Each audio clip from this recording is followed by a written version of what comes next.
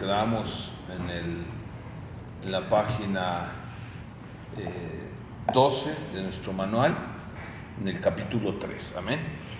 Ya vimos pues a través de las dos clases pasadas lo que es el comienzo de la vida y el nuevo nacimiento conforme a las Escrituras, lo cual nos da un entendimiento, y el propósito de este manual, como hemos dicho, es que la Escritura nos revele realmente lo que es la vida cristiana. Amén. Bienvenido, Ignacio, pásale. Ok, el capítulo 3 en la página 12. No, pasa. Ya vimos que cómo empieza la vida natural y cómo empieza la vida cristiana, que es una vida espiritual. Como tanto una como otra es a través de un nuevo nacimiento, y a través de ese nacimiento, tanto en lo natural como en lo espiritual, pues somos parte de una familia. Amén. Que es algo que muchas veces en el pueblo de Dios no valoramos o no vemos la magnitud de lo que significa y la importancia que Dios le da.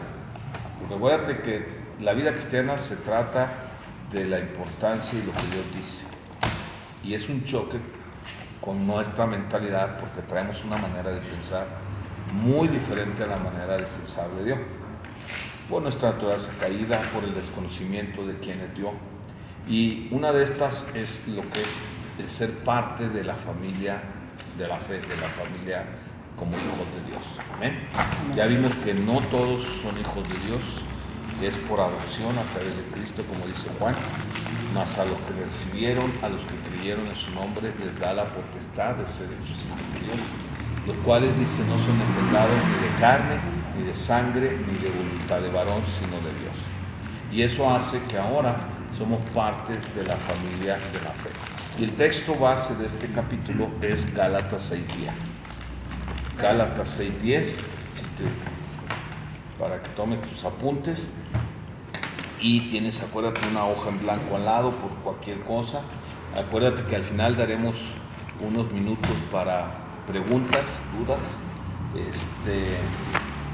y aclaraciones. Gálatas 6:10 dice: así que según tengamos oportunidad, hagamos bien ¿a quién? A todos. O sea, somos llamados a ser de bendición, ¿estamos de acuerdo? A todos. Pero fíjate lo que dice: pero mayormente a los de la familia de la fe. O sea, Dios dice bendice, pero al mismo tiempo te dice dale prioridad, dale más a la familia de la fe. Eso ya te habla de cómo Dios ve la familia y a sus hijos. ¿Qué es la familia? Pues sabemos que en lo natural estamos usando los dos tipos para entender lo que no se ve con lo que se ve. Lo natural nos puede dar una idea de lo espiritual. Y así como en la familia empieza con una pareja que se unen normalmente por hacer una vida en común, y que se unen que se unen por los lazos legales y por los lazos religiosos, y que hay un proyecto, hay un porqué de que se unen.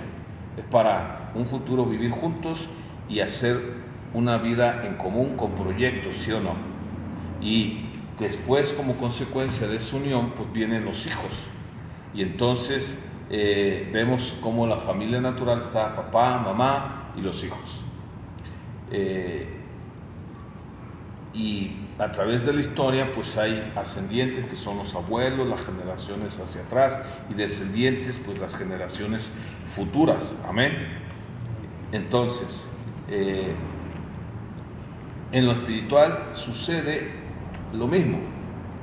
Como leíamos Juan 1:12, somos adoptados y somos injertados a una familia.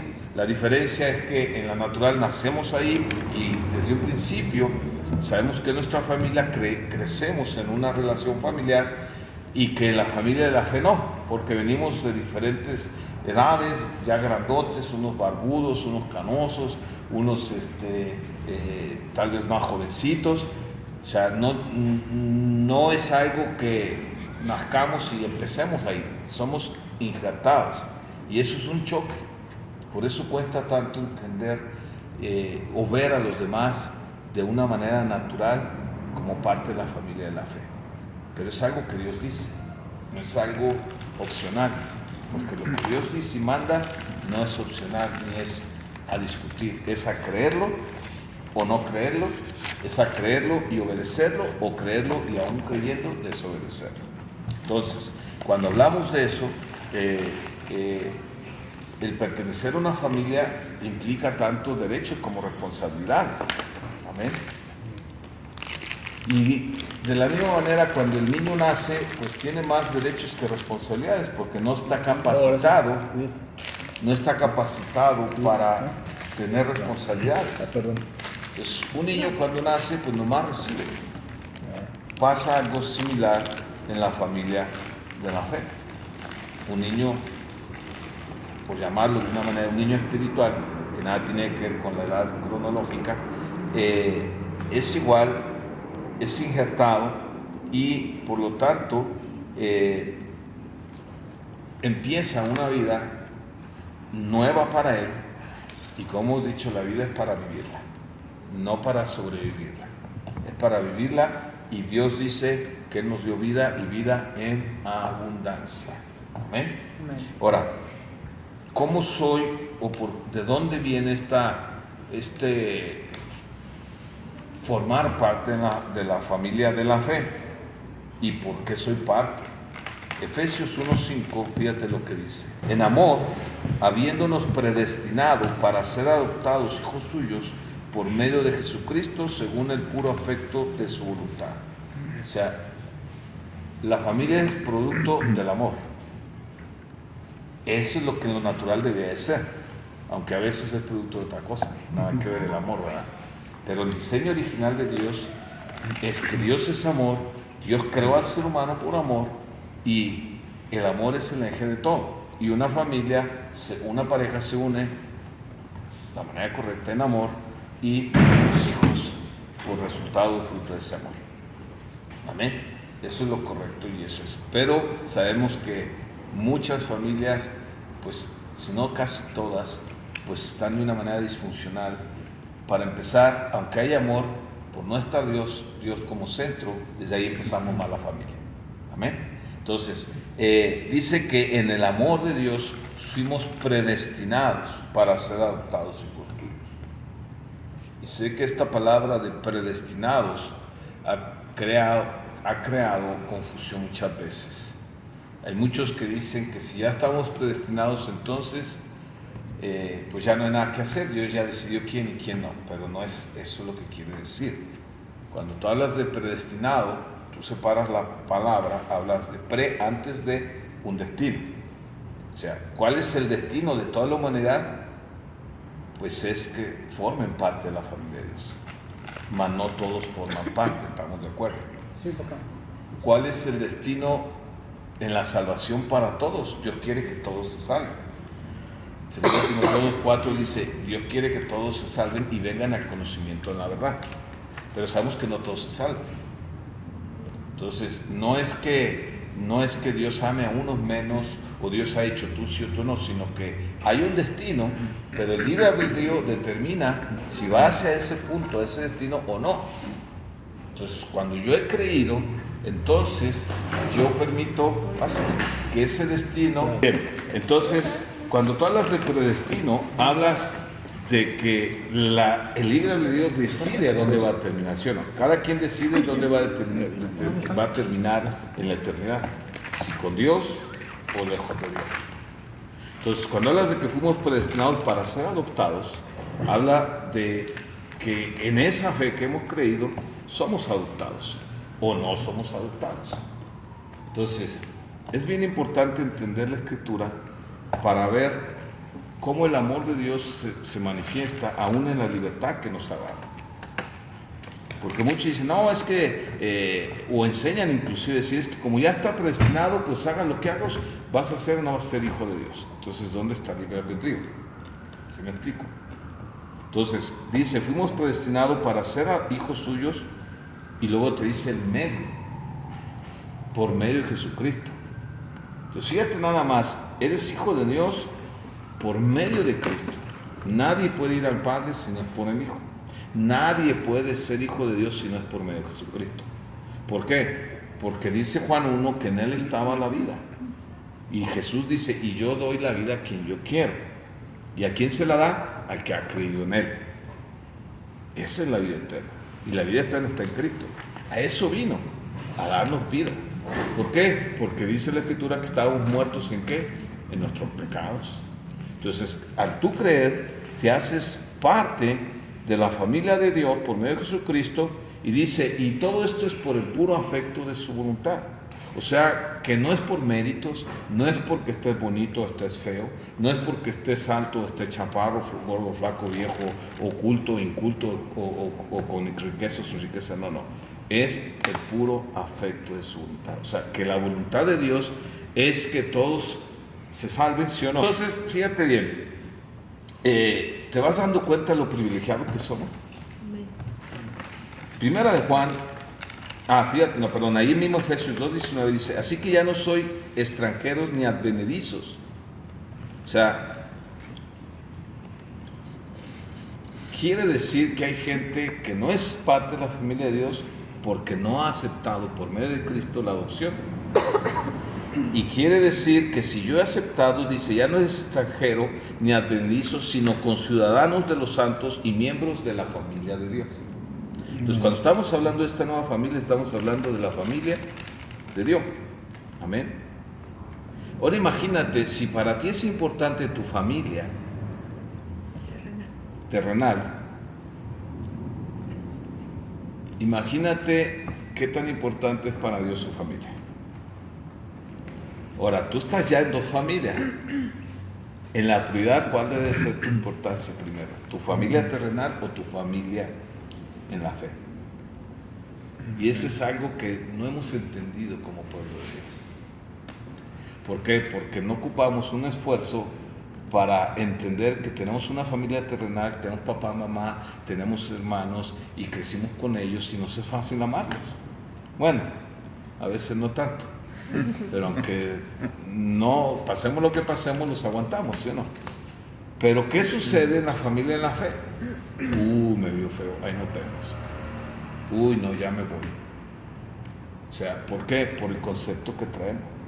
Porque no le damos la importancia a la familia de la fe.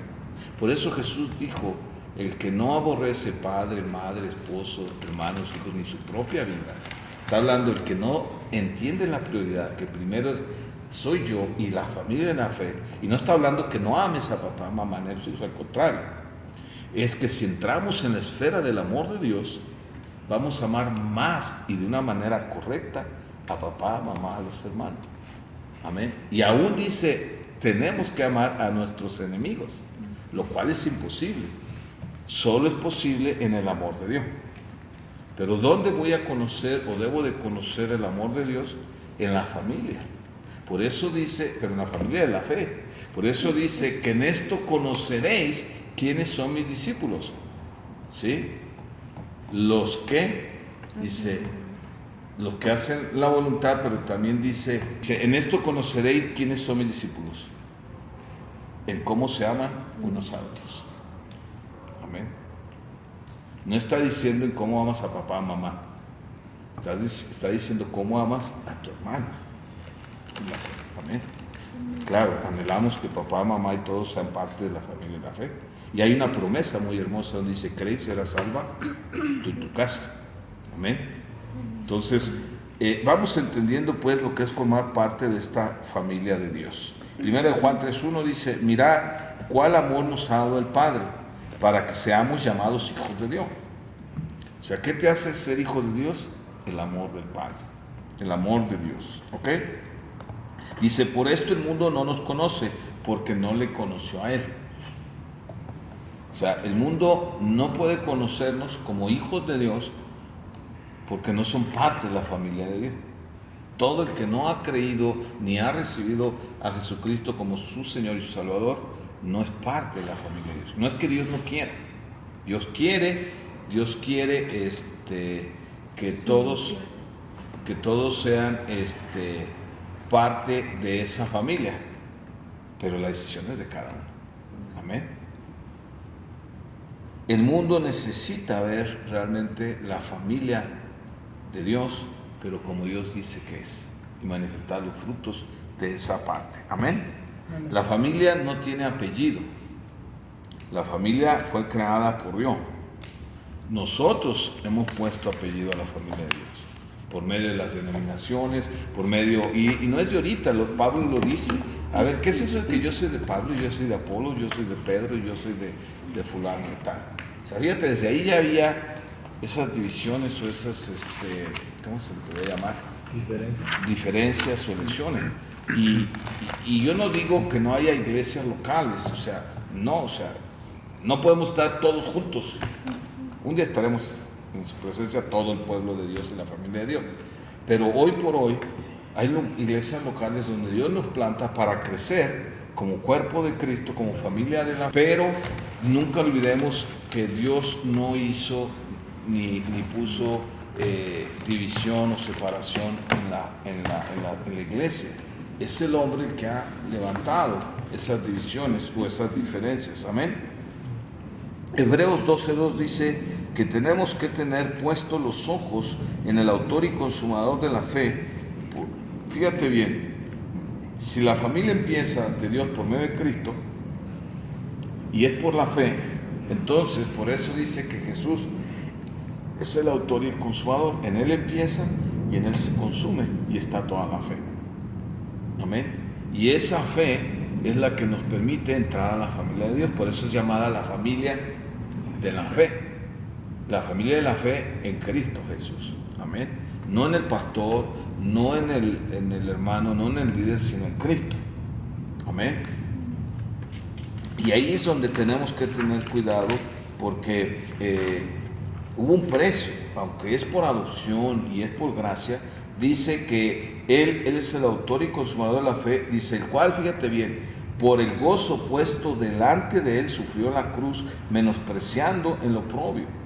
O sea, Él estaba viendo en Getsemaní, ¿sí? Y es lo que lo mantuvo para hacer la voluntad de Dios y recibir la copa de la ira de Dios, cuando Él oró, Padre, si es posible, aparte de mí esta copa, porque Él estaba viendo más allá de su sufrimiento. Él estaba viendo el resultado de su sacrificio, que era la salvación, y por lo tanto lo que venía, que ahora de ser un pueblo de Dios, ahora era la familia de Dios.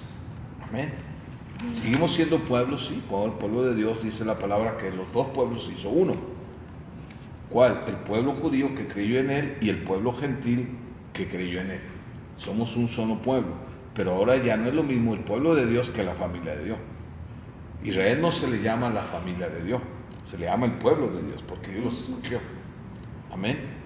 Ahora, si como pueblo hay promesas tan grandes, imagínate cómo son las promesas para los hijos de Dios. Que ahí están todo el pueblo de Israel que ha creído y el remanente que creerá en su momento. Amén. Entonces, al ser el autor de la fe, es que nos llamamos familia de la fe, porque nuestra fe está en Cristo. Amén. Entonces, si Jesús es el autor de la familia de la fe, ¿por qué nos es tan difícil vernos realmente como hermanos? Ya no digas más allá de los naturales, o sea, ni siquiera estamos al nivel de vernos como hermanos, como se ven dos hermanos en la sangre, ¿sí o no? Imagínate qué sucedería si la familia de la fe se amara y se viera y se soportara como se soporta la familia de la sangre. O sea, yo creo que desde ahí habría un cambio muy grande. Amén. Entonces, ¿cuál es lo que nos estorba para vernos realmente como hermanos? Número uno, la incredulidad. Acuérdate que ese es el peor enemigo y es el principio de todo pecado, la incredulidad. Por eso dice Juan 16:8 que era necesario que viniera el Espíritu Santo. ¿Para qué? Porque dice, Él traerá la convicción de pecado. Y dice, de pecado por cuanto no creen en mí. Pastor, yo ya creí como Jesús, como Señor Salvador. Gloria a Dios, eres parte de la fe. Pero ¿qué tanto de todo lo que la Escritura nos dice creemos y qué tanto no creemos? Si yo no doy frutos de mi fe, es una fe muerta. ¿cierto? No dice Santiago. Entonces, si yo estoy creyendo que hoy formo parte de la fe, de la familia de la fe, tengo que tener frutos de esa fe, ¿sí o no? Tengo que tener obras de esa fe, ¿sí o no? Y se tiene que manifestar ¿en dónde? En la familia. ¿En dónde? Pues donde Dios te ha puesto. Porque tú no puedes dar fe de un lugar donde tú no estás. ¿Cierto o no? Y es parte de la bendición o la demanda, porque son las dos, de congregarnos. Porque ¿dónde vamos a mostrar esas obras? Si no es donde Dios nos ha plantado. Por eso tú ves en Hechos cómo la iglesia floreció y cómo dieron testimonio, porque ellos sí lo creyeron y lo entendieron, al grado que si tú lees Hechos dice que la gente vendía lo que tenía para que el que no tenía tuviera lo básico. Y entonces dice, no había necesidad de nada, porque todos suplían sus necesidades, porque ellos entendieron. Así como tú no tienes problema a lo mejor para quitarte o darle algo a tu hermano en la sangre, te apuesto, no puedo apostar, perdón, Señor, es que esa vida pasada ahí viene queriendo tomar lugar. Pero te garantizo casi de que te cuesta más darle a un hermano en la fe que a un hermano en la sangre. Llámalo tiempo, llámalo economía, llámalo lo que sea. ¿Por qué? Porque no hemos creído muchas veces lo que Dios dice. Y el Espíritu que viene a traer la comisión de pecado, que nos trajo, esa comisión que nos buscó a creer y aceptar al Salvador, es la misma obra que Él quiere estar haciendo todos los días de nuestra vida. Sabemos que Jesús nos salvó, pero nos sigue salvando de la incredulidad, nos quiere salvar de la incredulidad. Amén. Por eso el Espíritu Santo es llamado el Espíritu de la verdad, porque es ver la verdad de Dios para echar fuera mi propia verdad. Y cuando yo voy entendiendo esto, entonces me va a ser más fácil, como decimos ahí en Gálatas, hacer el bien primeramente a los hermanos de la fe. Pero si yo ni siquiera conozco las necesidades de los hermanos del que está a mi lado, ¿cómo voy a poder manifestar ese amor? Como hemos dicho cuando he dado seminarios, si lo que más conozco de mi hermano es su nuca o su oreja, porque lo veo atrás, se acaba el culto y me voy, no sé ni qué necesidades tiene. Simplemente hazte la pregunta. Es más, no te vayas tan lejos. ¿Te sabes los nombres de los hermanos en la iglesia? O nomás, hermano, hermana. Yo creo que desde ahí tenemos que hacer cambios, ¿no? No digo que no digas hermano, pero dile hermano Paulo, hermana Teresa, hermana Gabriel, hermano Gabriel. O alternalos, ¿no? Mejor síguele diciendo hermano. Ahora entiendo por qué les digo hijos. Ay, perdón, chascarrillo. ¿Ok? Entonces tenemos que trabajar mucho con nuestra incredulidad. Era ejemplo, ¿verdad? Era un ejemplo. Para que no caer en eso. Sí, para que no haga lo que... Sí, lo hago a propósito. Ejemplo, ajá. Sí, entonces sabes. Sí, captamos. Bien. Sí, fíjate, Lucas, ¿cómo dice Lucas 4:26 que te decía hace rato? 14:26. Si alguno viene a mí y no aborrece a su padre y madre, mujer, hijos, hermanos y hermanas, y aún su propia vida, no puede ser mi discípulo. O sea, son palabras que se oyen duras, pero no está hablando de odiar, aborrecer está hablando de prioridad. O sea, si tú tienes que escoger, dime a quién tienes que escoger primero. ¿A Dios y lo que Dios dice? ¿O a los demás? Es más, dice, ni tu propia vida tiene que estar en primer lugar. ¿Por qué? Dice, porque el que busca su vida, la perderá. Pero el que la pierde por causa de mí, la hallará. No puedes tú vivir esta nueva vida cristiana sin perder tu pasada manera de vivir. El problema es que queremos vivir las dos vidas. Por eso dice, no puedes, vas a acabar aborreciendo a uno a otro, vas a acabar sirviendo a uno a otro. O sea, tienes que llegar al punto a morir a ti mismo, a menguar para que Él crezca. Pablo lo dijo, yo sufro para ganar a Cristo. No está hablando de ganar para salvación o ganar por obras, no. Está hablando de que para yo ganar a Cristo, está diciendo, para ser más como Cristo, es necesario que yo sufra, es necesario que yo pague el precio, es necesario que yo siga muriendo cada día. Amén. Pero mi mayor enemigo siempre va a ser, en primer lugar, la incredulidad. Porque si yo no creo algo, si la gente no cree que primero es la familia de la fe, pues desde ahí no va a hacer nada. ¿Sí me explico? O le va a dar las horas o va a decir, si puedo, si tengo tiempo. Y entonces no se va a poder ver eso que Dios demanda, de que en esto conocerán quiénes son mis discípulos, verán cómo se aman unos a otros. Amén. Y cuando tú le das el lugar al amor de Dios de una manera correcta, te vuelvo a repetir, los mayores beneficiados serán también los que están a tu alrededor, tanto la familia de la fe como la familia natural. Amén. ¿Por qué? Porque tú estás cambiando. Número 2, por la desobediencia. Puedo yo no creer y desde ahí ya, pero puedo creer y aún creyendo no obedecer. ¿Estás de acuerdo?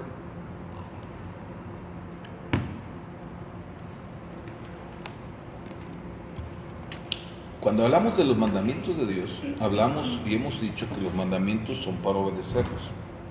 No son cuestionables ni opcionales, aunque tengo la libertad de rechazarlos por mi incredulidad o de no obedecerlos.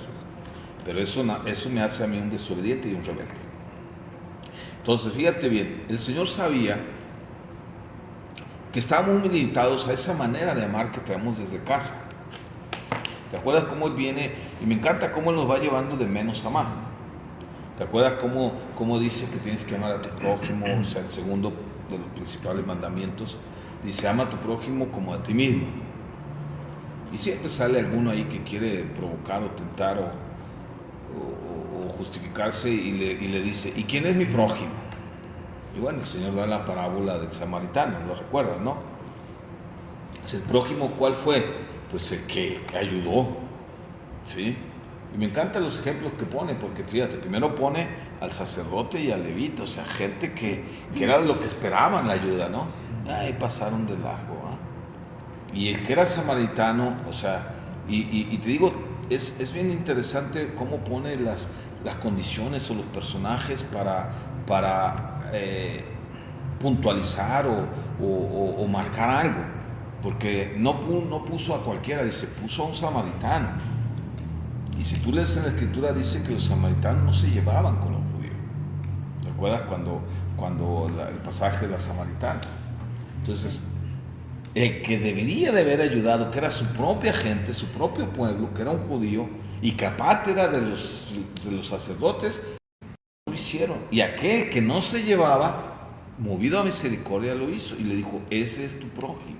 Ese fue el prójimo del herido. Pero luego dice, pero fíjate, a hoy, ya que entendiste esa parte, ahora te llevo a un nuevo nivel. Porque eso era el antiguo. Ahora viene el nuevo y Dios no viene a abolir los mandamientos, viene a llevarlos a un nuevo nivel y a una mayor demanda. Porque ahí en Juan 13:34 dice, un mandamiento nuevo os doy, que os améis unos a otros. Él ya había mandado eso. Pero dice, ahora yo te demando que los ames como yo he amado. O sea, nos lleva a un mayor nivel y una mayor demanda y profundidad del amor de Dios, ¿cierto o no? Sí. Número 3, por falta de relación. Y esta es una de las cosas que necesitamos trabajar mucho. Porque para que algo crezca, para que podamos crecer en ese amor de unos con otros, pues tenemos que ir a una mayor relación. ¿Cómo puede uno manifestar o crecer o conocer o saber de la familia de la fe si no hay ni siquiera una relación más allá del tiempo que se reúnen para el culto? Necesitamos buscar opciones. El problema es que no nos gusta o nos satura la agenda, porque a veces cuando decimos, bueno, hay que hacer esto, ¿qué es lo que sucede cuando decimos, hay que hacer una actividad? O sea, todo tiene un precio, todo tiene un costo. Y una decisión te hace rechazar otras decisiones, ¿sí o no? Una elección deja a un lado otras elecciones. Entonces tenemos que procurar las relaciones. Jesús dice que en este hemos conocido el amor. ¿Cómo conocemos el amor? En lo que Jesús hizo, ¿sí o no? En una obra, en que Él puso su vida por nosotros, ¿sí o no? Y dice, por lo tanto, nosotros ¿qué tenemos que hacer? Lo mismo. ¿Por quién la tengo que poner? Por mis hermanos. Amén. Entonces, no está hablando de que sacrifiques tu vida físicamente, está hablando de que es un sacrificio que tienes que hacer al dejar cosas por amor a los demás, por servir a los demás, simplemente por pasar tiempo con los demás. Y tú y yo tenemos que tener esa relación, porque a mayor profundidad de la relación, mayor conversión. O sea, Dios ya hizo lo que yo no podía, que es la salvación. Yo tengo que trabajar y permitirle al Espíritu Santo con mi conversión. Y en esa conversión entra mi relación con los hermanos de la fe. Yo tengo que trabajar en eso. Santiago 2:14 nos lo explica. Hermanos míos, ¿qué aprovecha si alguno dice que tiene fe y no tiene obra? ¿Podrá la fe salvarle? Porque una de las cosas que a veces se nos olvida, o porque no hemos profundizado o no entendemos, es que como la fe, Efesios 2:8-9 nos lo dice con muy claridad, que no es por obra sino por fe. Creemos que entonces no hay que hacer ninguna obra. Pero Efesios 2 está hablando de obras para lograr la salvación. Santiago está hablando de obras producto de la salvación. Y son cosas bien diferentes. ¿Se me explico? Y dice, ¿qué aprovecha si alguno dice que tiene fe y no tiene obras? ¿Podrá la fe salvarle? O sea, él está cuestionando si es una verdadera fe. ¿Se me explico? No está diciendo que las obras son necesarias para la salvación. Está diciendo que si esa fe es verdadera o no. Y luego dice, si un hermano o una hermana están desnudos y tienen necesidad del mantenimiento de cada día, y si alguno de vosotros dice, id en paz, calentados y saciados, pero no de las cosas que son necesarias para el cuerpo, ¿de qué aprovecha? Así también la fe, si no tiene obras, es una fe muerta en sí misma. O sea, ¿qué es lo contrario de la vida? La muerte. Amén. Entonces, yo tengo que dar muestras de esa fe, y esas son las obras que habla aquí Santiago. Dice, así también la fe, si no tiene obras, es muerte en sí misma. Pero alguno dirá, tú tienes fe y yo tengo obras. Muéstrame tu fe sin tus obras y yo te mostraré mi fe por mis obras. O sea, está hablando de que las obras por sí mismas son muertas también, así como la fe sin obras es muerta. Está hablando de que yo puedo mostrarte, la fe tú sabes que no se ve, es algo intangible. La manera de verlo son las obras. Es lo mismo que la salvación. La salvación trae frutos, trae obras. ¿Cuáles? Las primeras son las de arrepentimiento y la conversión también. Entonces tú puedes decir, ok, ¿cómo sé si alguien realmente es salvo? Ve sus obras, ve su estilo de vida, ve su arrepentimiento. Ahí es donde podemos ver entonces las cosas como Dios dice que son y cómo se prueban de acuerdo a como Dios dice. Y sigue y termina diciendo, tú crees que Dios es uno, bien haces. O sea, fíjate cómo cita la escritura a la misma escritura. Dice, tú crees que Dios es uno, Está citando Deuteronomio 6:4 y está citando Marcos 12, que Jesús contesta cuando le dicen ¿cuál es el mayor mandamiento? Y empieza Deuteronomio 6:4 y Marcos 12, Jesús citando el mismo pasaje dice: oye Israel, el Señor tu Dios uno es. Eso es lo que creía el pueblo de Israel, ¿sí o no? Eso es lo que tú y yo creemos. Entonces dice, ¿tú crees que Dios es uno? Está hablando de alguien que cree, o que supuestamente es alguien que cree. Dice, bien haces. Porque es cierto. Porque es cierto. O sea, creas o no, Dios es uno y no hay otro Dios fuera de él. Pero luego dice, también los demonios creen y tiemblan. Los demonios no tienen obras de esa fe. Ellos creen porque saben y han visto a Dios. Pero ellos no ocuparon fe para creer en Dios. Por eso no pueden ser salvados. La salvación es por fe. Ellos no pueden tener fe. Nosotros sí. Porque es por fe. No sé si me estoy dando a entender. ¿Ok? Dice, mas quieres saber, hombre vano, que la fe sin obra es muerta. Fíjate cómo termina diciéndole, hombre vano, ¿por qué? Porque no tienes una fe verdadera. Le está diciendo, tú tienes puras obras y esas obras están muertas. Amén. Bien. Número 4. Ya vimos que es por la incredulidad, por la desobediencia, por la falta de relación. Y número 4, por nuestro egoísmo. Amén. Ese sí es nuestro. Y no de nadie más, por eso es egoísmo. Amén. Primera de Juan 4:20 dice, si alguno dice, yo amo a Dios y aborrece a su hermano, es mentiroso. Pues el que no ama a su hermano, a quien ha visto, ¿cómo puede amar a Dios a quien no ha visto? Fíjate, te está diciendo, si alguno dice, yo amo a Dios, pero no le doy prioridad a mi hermano, porque esa es la palabra aborrecer. No está hablando de como tú y yo lo entendemos normalmente. Porque tú y yo entendemos aborrecer es, ¿qué entiendes por aborrecer para empezar? Algo que te disgusta, algo que detesta, Fuchihuacala. algo de fuchihuacala. ¿Qué significa? Entonces Dios no está diciendo, si tú fuchihuacala a tu papá, a tu hermano, si tú no detestas a tu papá o a tu hermano, no eres digno, no está diciendo eso. La raíz, lo que pasa es que a veces las traducciones pues buscan lo más cercano o se van al extremo para magnificar pues la escritura. Pero lo que Dios está diciendo, si alguno dice yo amo a Dios pero no le doy lugar a mi hermano, es mentiroso. Pues el que no ama a su hermano, a quien ha visto, ¿cómo puede amar a Dios a quien no ha visto? Y tiene sentido. O sea, si a Dios no lo veo, pues ¿cómo puedo decir que lo amo cuando al que veo y que Dios me demanda que ame, no lo hago?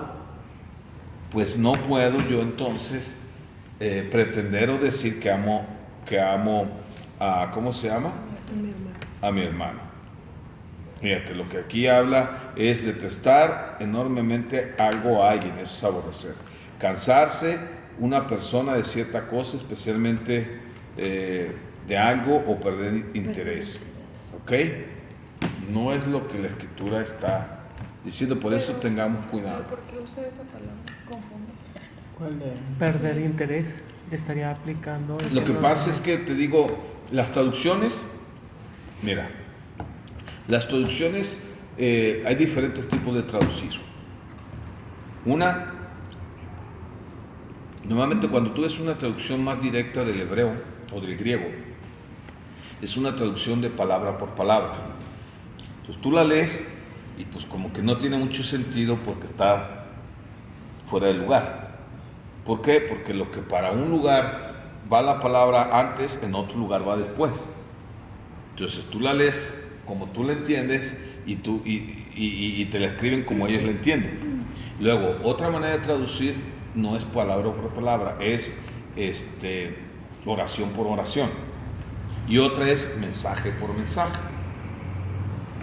Segundo, depende de la cultura y del traductor, lo que para un lado puede ser un significado de una cosa, para otro lugar puede ser otra. Amén. Entonces tenemos que tener cuidado y entender el contexto del texto dentro del contexto para poder no tomar una mala interpretación, y la escritura, recuerda, se interpreta a sí misma. Amén. Y no se contradice. No puede decir que Dios dice ama y luego ese mismo Dios te dice aborrece, detesta. No, o sea, te vas al carácter y dices Dios es amor, entonces no es por acá. Y ahí es donde ya puedes empezar a buscarle. Amén. Bien. ¿Dónde me creen? El egoísmo. ¿Sí? Dice, el egoísmo o el amor es el origen, nace de nuestras prioridades. Y las prioridades determinan en qué usamos nuestro tiempo. ¿Qué es para ti la prioridad? Eso va a determinar el amor y el egoísmo. Si tú eres tu prioridad, dime qué va a ser. Va a ser amor a ti mismo, y eso es egoísmo. ¿Estás de acuerdo? Entonces, cuando tú estás hablando del origen, es donde te tienes que ir, qué es lo que está detrás de cada decisión que estás tomando. Y para eso necesita la escritura. Por eso Hebreos 4:12 dice que la palabra es como una espada de dos filos que separa el alma del espíritu, las coyunturas de los tuétanos, y discierne las intenciones y los pensamientos del corazón. Entonces yo tengo que ir a la raíz para saber qué realmente hay en mi corazón y cuál es la prioridad. Pero yo no puedo empezar ahí, yo tengo que empezar de lo externo. Y entonces yo puedo empezar a través de las obras, a través de mi estilo de vida, con la palabra, irme hasta el origen de las cosas. Amén. Y saber realmente por qué estoy o no estoy haciendo lo que Dios dice que tengo que hacer. ¿Ok? Entonces, por ejemplo, si yo no le dedico tiempo a mi hermano, no es mi prioridad. Por mucho que diga que lo amo. ¿Sí o no? Si yo no le dedico tiempo a Dios, no es mi prioridad. Si yo no le dedico tiempo a la casa de Dios, no es mi prioridad. O sea, mi prioridad va a determinar hacia dónde está mi esfuerzo, mi tiempo, con todo lo que yo soy, ¿no? No estoy diciendo que dejes todo, no, estoy hablando de un orden y de darle, como dijo, y le hicieron la pregunta a Jesús, ¿damos impuestos o no? Y Jesús dijo, dar al César lo que es del César y a Dios lo que es de Dios. Amén. Pero ¿a quién hay que darle primero? ¿Al César o a Dios? A Dios. Amén. Entonces, es lo mismo con la familia de la fe. Y es una manera de manifestar esa fe en obras a través de la familia. ¿Ok? Desde el principio de su ministerio, Jesús determinó la prioridad de la familia de la fe.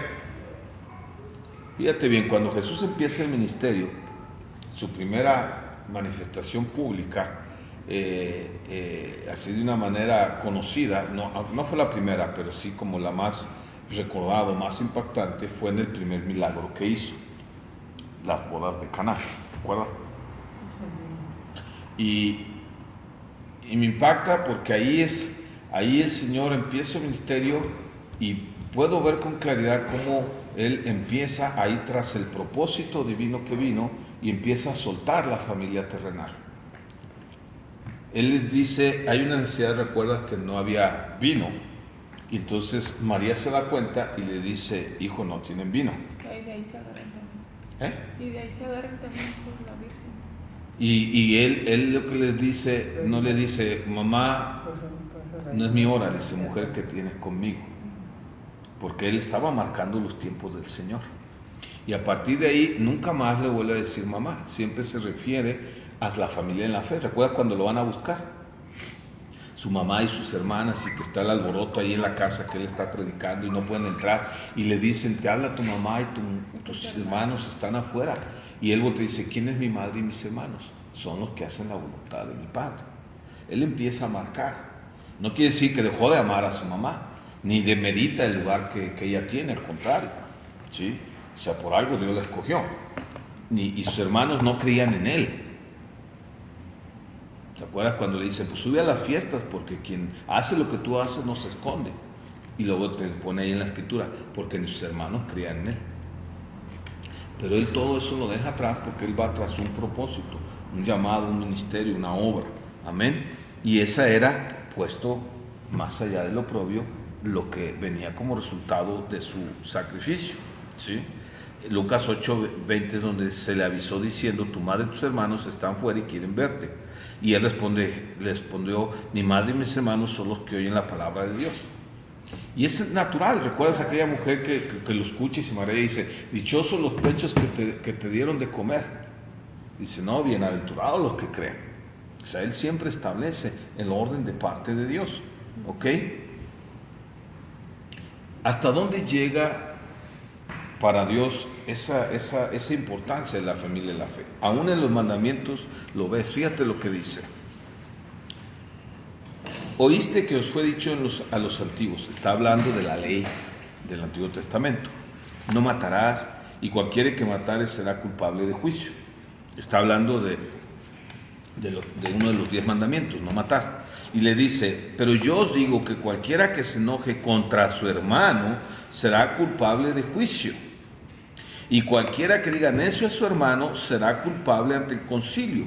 Y cualquiera que le diga, obviamente de manofato, quedará expuesto al infierno de fuego. No está hablando de al prójimo, está hablando de al hermano. ¿Sí me explico? Pero se nos hace bien fácil para nosotros no verlo de esta manera, por todo lo que hablamos de estas 4 situaciones, ¿no?, que estamos ahorita tocando por el egoísmo. ¿Por qué cambia tan drástico o lo lleva a una magnitud, una importancia las palabras de Jesús? Porque Él no vino a abolir el viejo pacto. Él vino a través de usar el viejo pacto a introducirnos en el nuevo pacto. Amén. El viejo pacto es la sombra del nuevo. Es como los primeros escalones para llegar y poder entender un poquito lo que estaba por venir. Él puso la ley y él sabía que para el hombre era imposible por sí mismo. Por eso en Jeremías 31:1 dice: he aquí vienen días, dice Jehová, en los cuales haré un nuevo pacto con la casa de Israel y con la casa de Judá. No como el pacto que hice con sus padres. Está hablando de la antigüedad. El día que los tomé de mi mano y los saqué de la tierra de Egipto. Porque tú sabes que el pueblo de Israel, como pueblo, crece en el cautiverio en Egipto, pero lo saca y ahí empieza su caminar con él como pueblo. Y ahí es donde, cruzando el Mar Rojo, los lleva al monte Sinaí y ahí les da los mandamientos. Y ahí es el pacto antiguo. Pero dice: ahora viene un nuevo pacto, porque antes de un pacto externo, pero ahora viene un pacto interno. Dice, no como ese que hice con ellos, porque ellos invalidaron mi pacto, aunque yo fui fiel siempre. Dice ahí en el verso 33, pero este es el pacto que haré con la casa de Israel. Después de aquellos días, dice Jehová, daré mi ley en su mente y la escribiré en su corazón. Yo seré ellos por Dios y ellos me serán por pueblo. ¿A qué se refiere de aquellos días? A la venida de Cristo. Amén. Porque Él puso un nuevo corazón, que es nuestra nueva vida cristiana. ¿Ok? Bien. Cualquier duda, pues, porque a veces pueden salir después, mándelas ya sea por YouTube también, y pueden mandarlas al grupo por WhatsApp. No olviden escribirse y dar like.